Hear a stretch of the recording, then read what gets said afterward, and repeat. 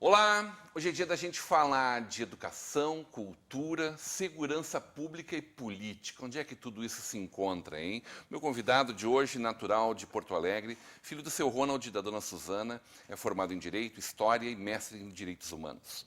O marido da Giane, pai da Nicole, é policial civil. Eleito vereador em 2020 na cidade de Porto Alegre com 10.861 votos, é reconhecido como vereador antirracista, a partir da produção de vídeos e inúmeras denúncias que promove em busca de uma sociedade mais justa. Hoje teremos uma conversa de peso com o Leonel Guterres Hadi. Leonel Hadi, bem-vindo para essa conversa de peso. Obrigado, uma honra estar contigo, com toda a audiência. Muito me honra estar em Novo Hamburgo hoje. E nós esperamos aí que seja uma conversa agradável, que as pessoas também nos conheçam um pouco mais.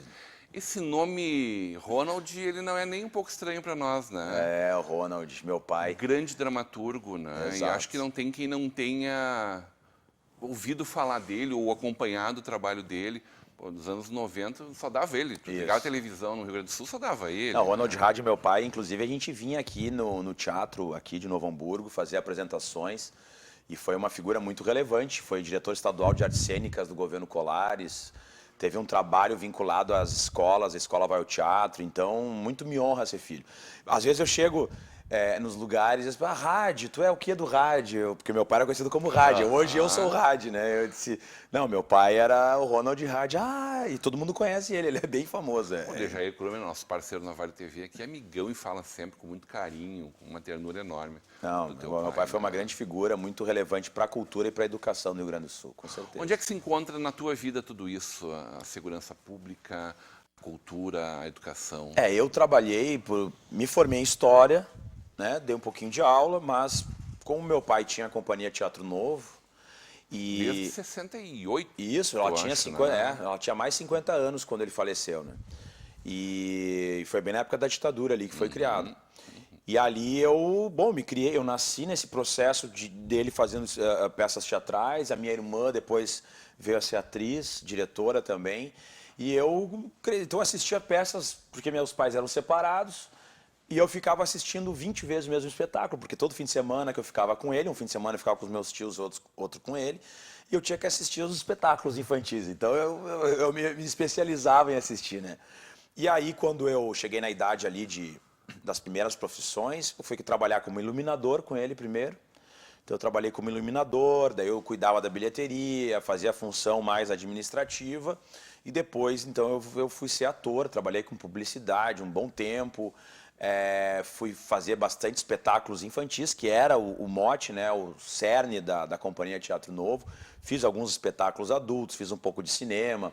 Então a gente fui andando ali por mais de 10 anos eu trabalhei, né, como ator no Rio Grande do Sul, fiz algumas coisas bem interessantes assim. E aí o que acontece, né? Comecei a cursar Direito, fazer faculdade de Direito. Eu pratico ainda uma arte marcial, que é uma arte marcial japonesa, que é o Aikido, que meu sensei dava aulas para a Brigada Militar, para a Guarda Municipal, para a Polícia Civil, para os seguranças do Transurb. E aí aquilo começou a me interessar, essa prática da segurança, de mobilização, algemação, parte tática. E aí estava fazendo Direito, abriu o concurso para a Polícia Civil e eu fui lá prestar concurso para a Polícia Civil, porque já era o meu segundo curso superior, né, que eu estava fazendo. Aí fui aprovado e aí fui para a área da segurança, né? Então é mais ou menos assim. Quantos anos de policial? 10 anos. 10 anos como Nesse polícia. momento, licenciado. Isso, licenciado. Ainda sigo policial, mas licenciado para cumprir o mandato como vereador lá em Porto Alegre. Seria incompatível, né? Porque o vereador ele pode, né, optar, tem algumas cidades dá para tocar a tua profissão e a Câmara também. Mas lá em Porto Alegre, como é muita demanda, tem muita sessão, muita demanda popular mesmo, que a gente tem aqui nos locais, não ficou incompatível. Infelizmente, porque eu gosto muito da polícia. Então eu fiquei licenciado, mas é claro, sigo na profissão. Se, por exemplo, hoje eu resolvo deixar a Câmara Municipal, volto para a mesma lotação que eu estava, que era na divisão de homicídios lá de Porto Alegre. e que muito me honra, assim, fazer parte desse time que eu sinto muita saudade, assim, Ô, Rádio, como é que nasce essa luta antifascista, né? O que desperta em ti, o que te provoca isso e tu encarna isso realmente, né? Eu me formei em História e fiz pós-graduação em História Contemporânea. Em História Contemporânea a gente estuda, né, a questão da Segunda Guerra Mundial, esses movimentos fascistas, o nazismo do período. Depois Essa turma legal aí, Mussolini, Hitler, tranquila da extrema-direita, né? E eu me lembro que um período diziam que era questão de esquerda, né?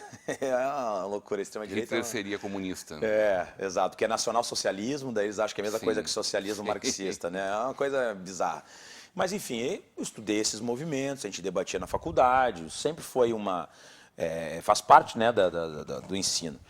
E em 2013 eu digo que foi o start, que eu digo, olha, tem algo acontecendo muito ruim no nosso país e que a gente pode estar enveredando por essa lógica fascista. Porque o fascismo ele pode se readaptar e se reformatar e aparecer em outros contextos. O nazismo já não, então por isso que a gente chama de neonazismo, é um novo formato do nazismo. Mas o fascismo, eu não gosto de chamar de neofascismo porque para mim ele é cíclico, então ele é permanente. A velha frase do Brecht, né, a cadela do fascismo está sempre no cio. E eu vi 2013 ali, eu me alertei. Eu trabalhei em todas as manifestações, né? Porque se a gente lembrar, em 2013, toda quinta-feira, se eu não me engano, tinham manifestações, quebra-quebra, incêndio e tal. E as pessoas saindo na rua de noite, ninguém Muito sabia para onde ir. 20 centavos, aquela coisa toda. Começou assim e depois foi encampado por questões Começou por uma causa até legítima. Legítima, de esquerda, até progressista e tal. E ali eu comecei a me alertar. E aí eu pedi lá na Polícia Civil, eu disse, eu quero trabalhar em todos os plantões para registrar as ocorrências dessas pessoas que estão sendo presas. Eu quero entender o que está acontecendo. Quero me voluntariar, quero trabalhar em prol da sociedade, mas eu quero entender, fazer uma pesquisa. Já tinha ali uma militância partidária? Já, eu sou filiado ao PT desde 99, mas eu nunca tive vida partidária. Eu era um militante que pegava panfleto no comitê e ia distribuir. Minha mãe fundou o PT, né? Eu nasci durante a fundação do PT, então minha mãe me levava do sindicato, porque ela era dirigente do sindicato dos bancários lá de Porto Alegre. Então a minha mãe, desculpa aqui, fiz o básico. Não façam isso, pessoal. Quando forem dar uma entrevista, jamais façam isso que eu fiz agora. Você sempre desliguem o celular. A vida inteira. A vida inteira eu fiz o básico. Soma de 10. O básico de não desligar o celular. Mas, enfim, como eu estava dizendo, né?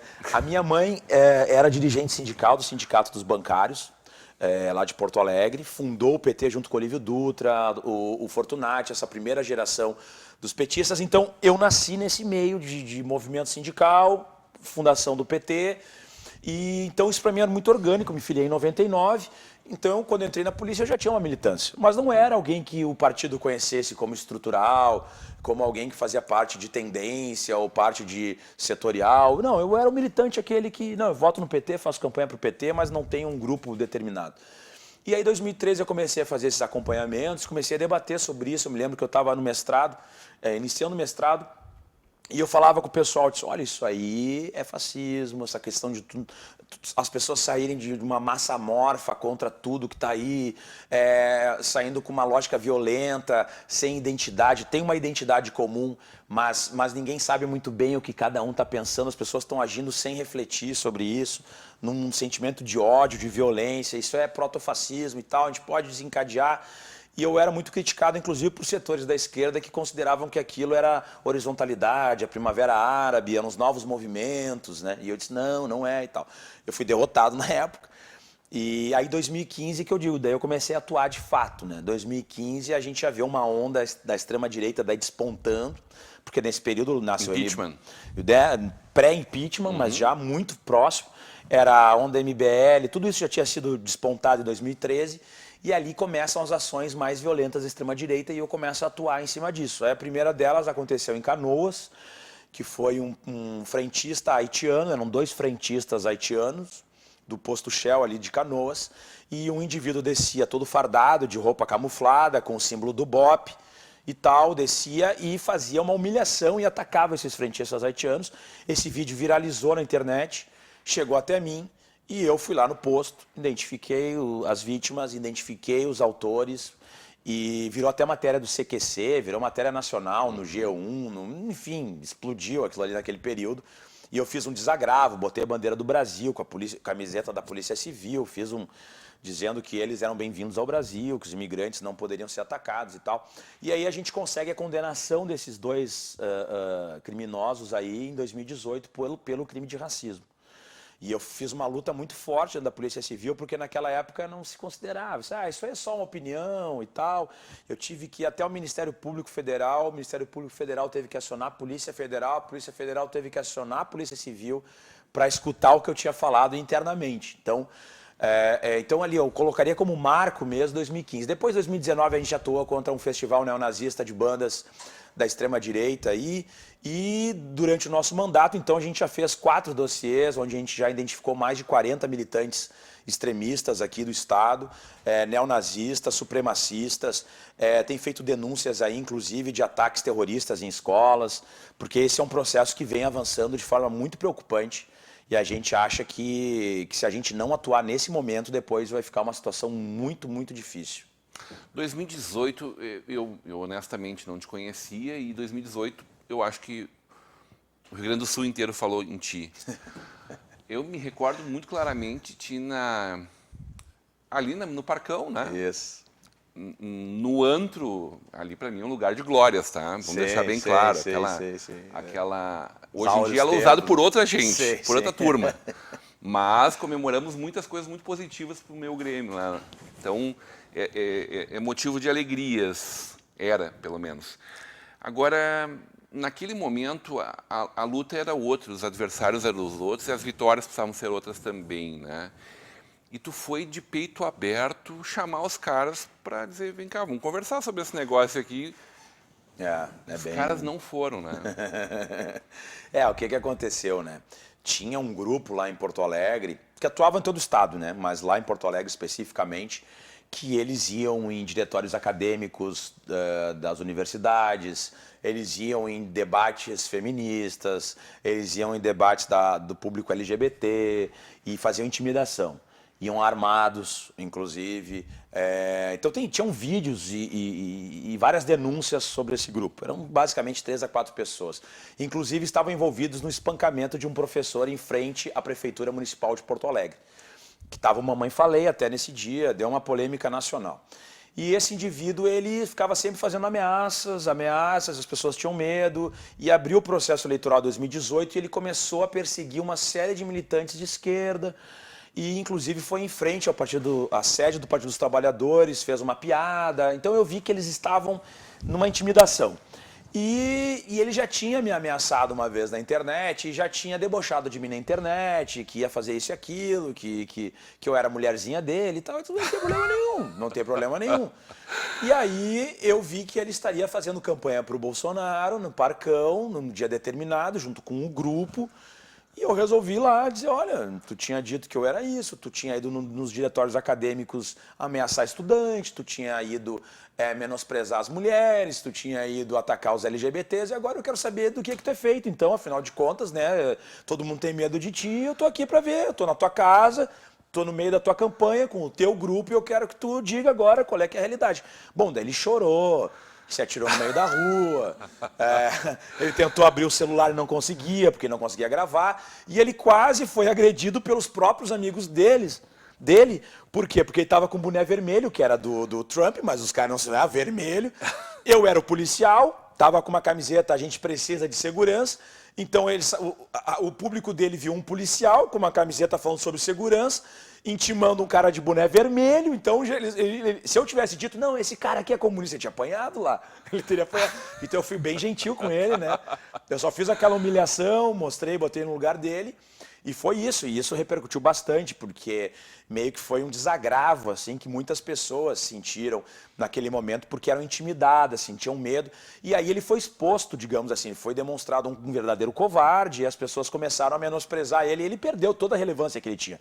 Porque ele tinha um certo uma certa respeitabilidade na extrema-direita. O pior é a né? ascensão, né? E ele estava... Vai crescendo, vai se construindo E ele mitos, estava né? com canais de internet, ele estava para ser um novo MBL, ele tinha ligações, inclusive, com o MBL daqui. E ali afundou, porque daí ele tentou fazer outras ações em Caxias, na PUC, e aí o pessoal vinha com o meu cartaz, dizendo, e aí fulano de tal, eu não vou dizer o nome dele, né, mas virou uma frase clássica, que as pessoas me encontram em Porto Alegre e gritam lá, e aí não sei o quê, que foi a frase que eu uso no vídeo, né. E aí levavam minhas fotos e tal. Então ele foi meio humilhado naquela situação, né? Então foi muito importante como símbolo, né? Como símbolo de resistência ali, que era a ideia. Até aí deu certo no final das contas, né? Muito perigoso tudo isso, né, Hadi? Não nego que é. A gente tem receio de tudo, porque tem gente, ao mesmo tempo que humilhando, outros sendo humilhadas, tem gente puxando arma, né? Esse é um problema para esse processo eleitoral. A gente acredita gente viu que na eleição passada, já lá no Nordeste, gente mortos, morta por causa de uma bobagem, de uma briga. Não que a política não seja uma coisa muito séria, Sim. mas o extremismo, de maneira geral, ele é muito preocupante. Exato, né? exato. Vamos conversar como é que se constrói esse mandato participativo que tu conduz. E a tua proposta, tu és pré-candidato a deputado, né? Estadual. Vamos conversar um pouco sobre isso na volta do intervalo, hoje numa conversa de peso com o Leonel Hadi.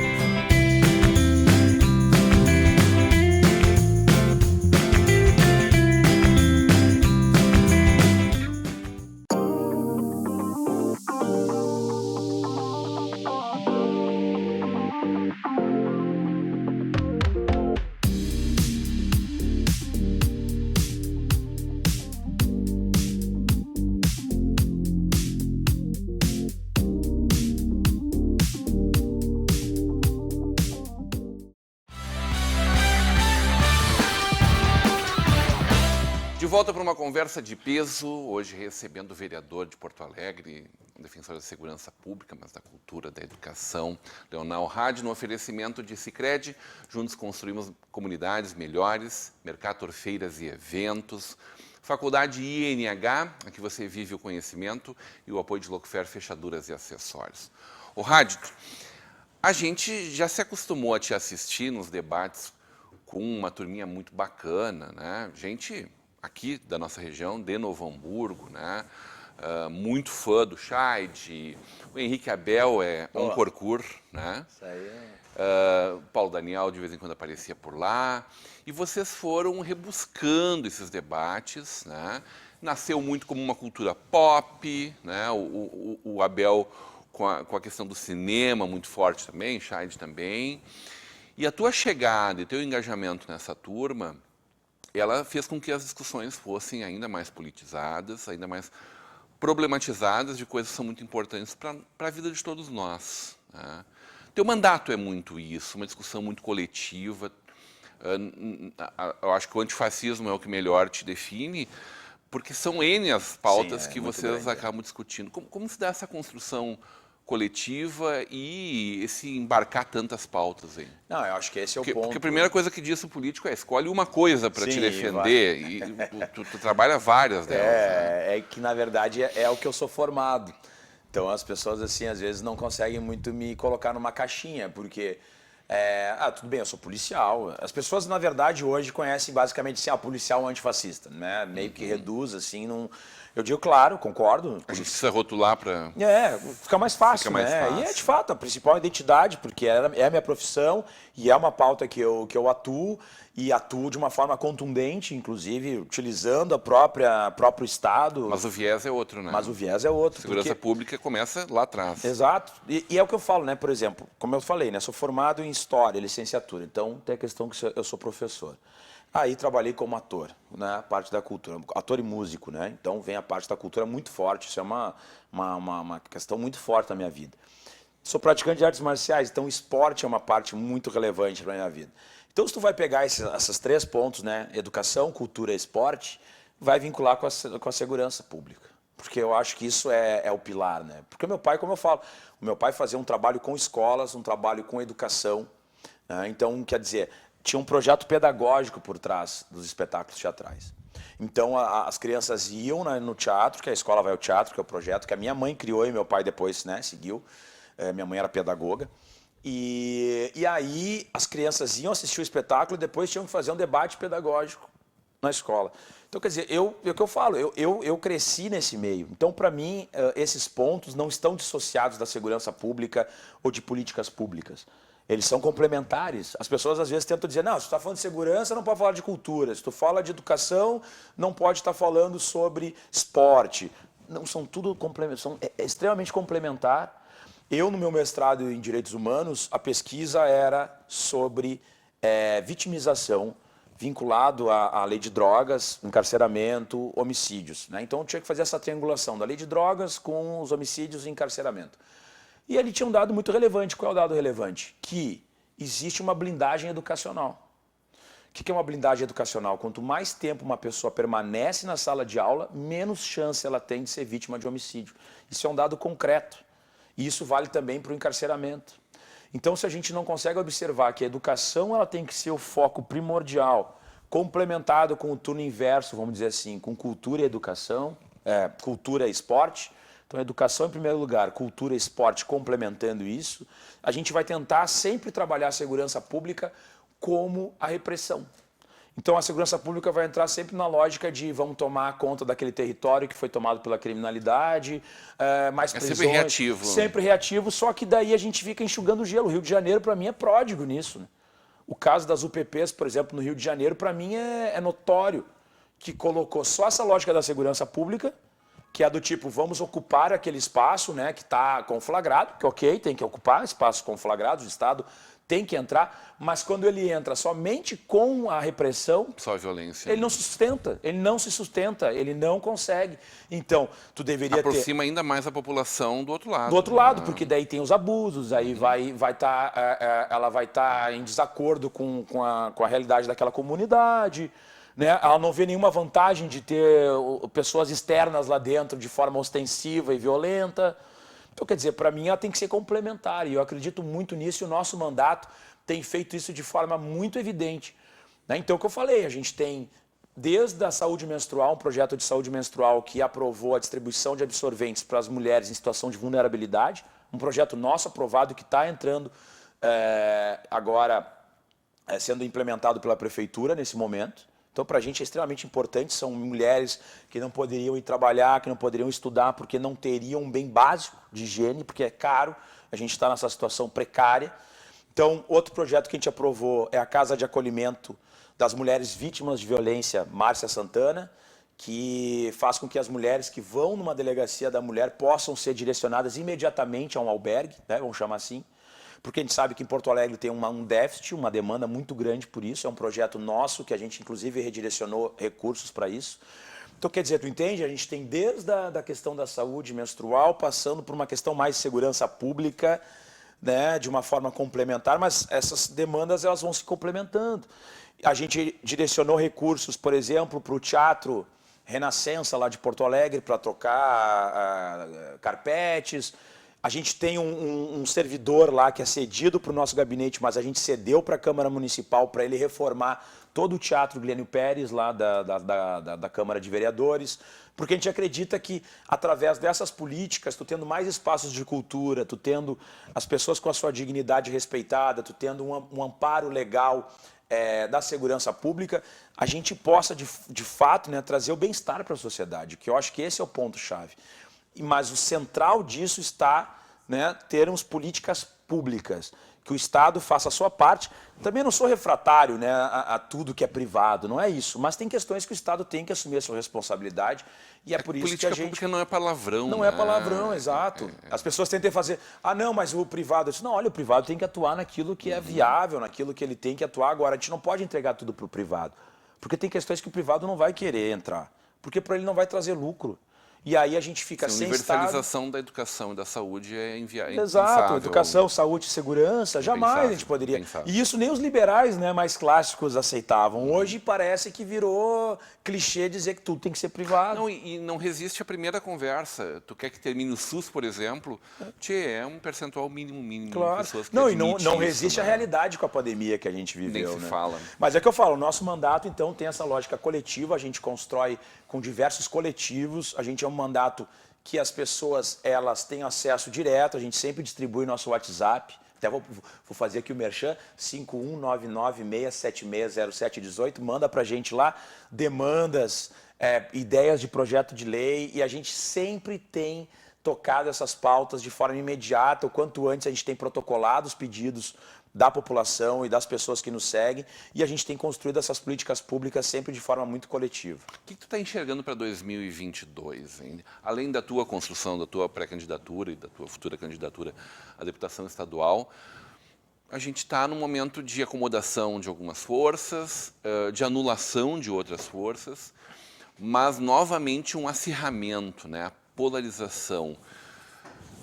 Até que ponto isso realmente é saudável? Isso não constrói ainda mais um Brasil de vencedores e perdedores? Hein? Eu não sou favorável à polarização. É interessante as pessoas tendem a polarizar quando tu fala antifascismo, as pessoas, tu está polarizando para o outro extremo, né?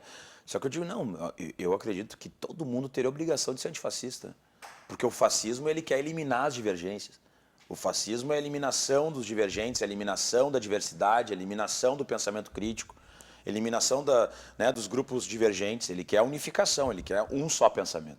Então a obrigação de todas as pessoas que vivem na democracia, que se dizem democratas, não interessa se são de direita, de esquerda, centro-direita, neoliberais, sociais-democratas, socialistas, anarquistas. Só do centrão, não Centrão seriam ser antifascistas. Acho que isso é um básico, né? É básico. Porque o conceito do fascismo é não ter divergência. Então, nesse ponto de vista, né, é essa luta que eu faço, que as pessoas possam divergir, que as pessoas possam ter a sua diversidade, a gente não precisa concordar, agora a gente tem que batalhar contra uma lógica que tem como objetivo primário a eliminação. Então, a gente tem que ser intolerantes com os intolerantes. A gente não pode ter tolerância com aqueles que são intolerantes.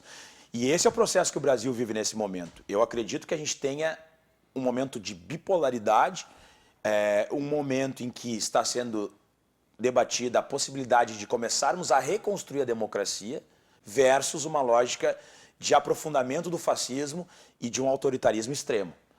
E é isso que está colocado. Para mim, a única saída, eu digo aqui, é Lula presidente, independente de a gente gostar ou não, de achar que é a melhor alternativa ou não, versus o aprofundamento do fascismo com um presidente que tem vinculações com a milícia, que fez o que fez em relação à pandemia, que é responsável por grande parte das mortes, e que tem feito um governo deplorável em todos os sentidos, né? Desde a incompetência até a corrupção.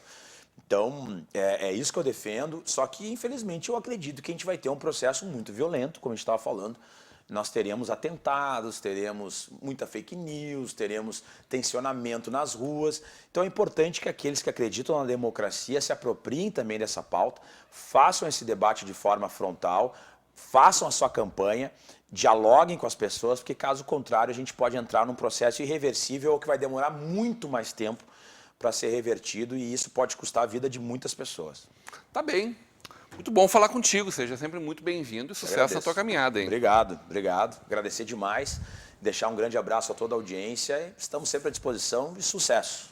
No oferecimento de Sicredi, Mercator Feiras e Eventos, Faculdade INH e Locofer Fechaduras e Acessórios. Agradecendo demais a presença do Leonel Read nessa conversa de peso, mas sobretudo o carinho da sua audiência. Continue agora com a programação da nossa Vale TV, da nossa rede comunidade de televisão.